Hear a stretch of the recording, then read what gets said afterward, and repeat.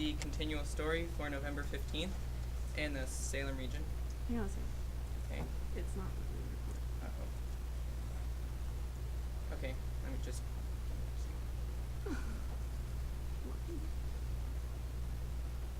see.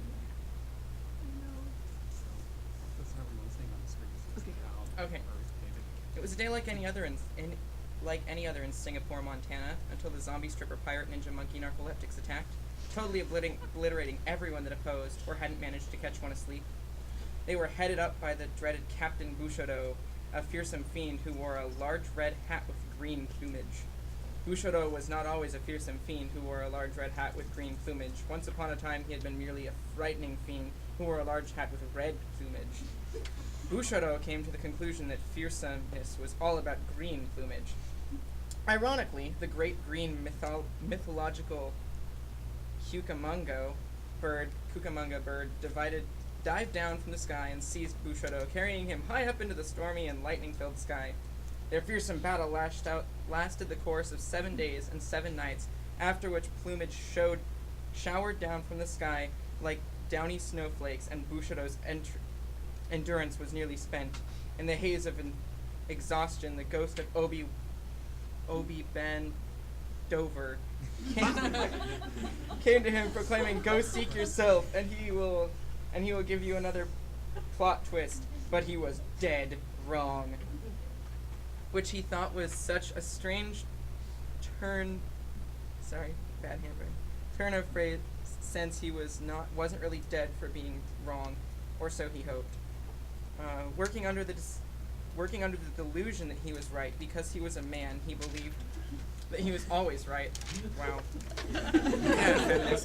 The woman in his life let him believe this and continued running things as usual. But all of the female activity in the well-oiled mechanics of the male-oriented world created a rift in space that grew with each ill-advised female decision. That's right. Nothing too consequential came from their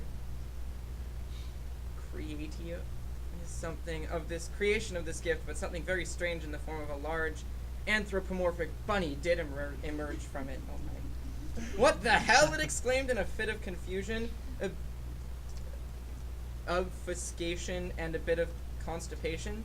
At least I'm not a little love rock. That's somebody's word from your thing, I think. Probably, sounds like it. Lab rock or something. And then a huge toad made a grand entrance and yelled, "What's with all this nature calling? At least we're not name calling, sorry. At least we're not leg pulling and then frying them in a tasty butter, lemon garlic sauce with a pinch of cilantro and a large kosher pickle." The frog gulped and positioned all his legs completely under his body. At that moment, the frog felt such a relief, thankful that these Nimrods hadn't taken out massive loans to achieve their dreams of culinary mastery. So instead of eating him, the Nimrods needed a frog sacrifice to please the Nimrod gods. The culinary fiends lit candles in the shape of a pentagram and around the frog. Sorry, this is hard to read. The frog gulped. This might be worse than being an appetizer.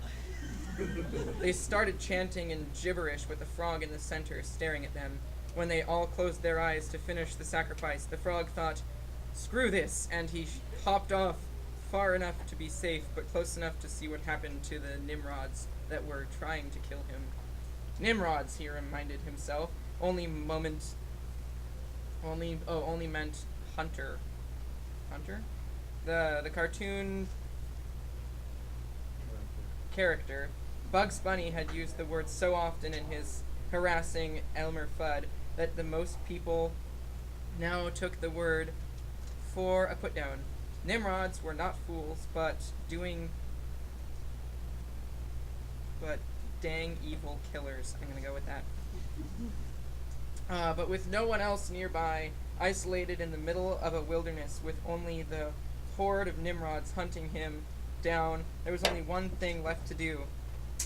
Dangerous, possibly deadly, but he had no other choice.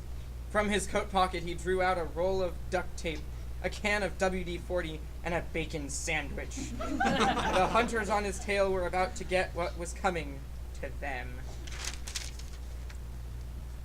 A swift kick in the pants. How about not? But if we don't invade the Lollipop Guild's secret base, then the Keebler Elves will take our land and land of hackles and the barn and burn down the gumdrop forest. So we retrieve our magical swords from the cave down on. You people have horrible handwriting. Don our chainmail. So kiss our loved ones, and head off to invade the Lollipop Fiend's secret bases. They will never know it's us if we go in disguise. Let's see how far we can get into their base without them knowing that we are present. So Jack the assassin, Jane the sniper, and John the cook started into the compound.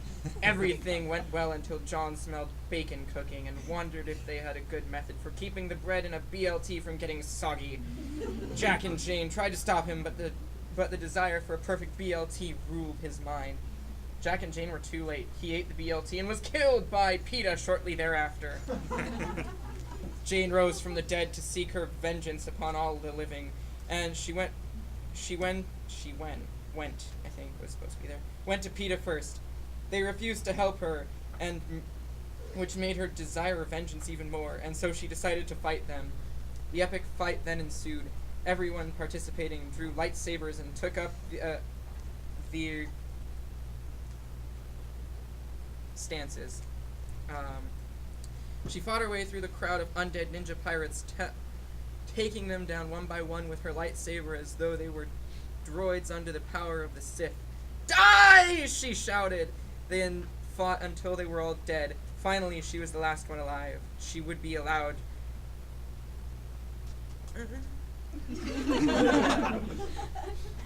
She would be allowed something her price. The Candy Mountain. And there she lived with a unicorn named Charlie until the end of time, the end.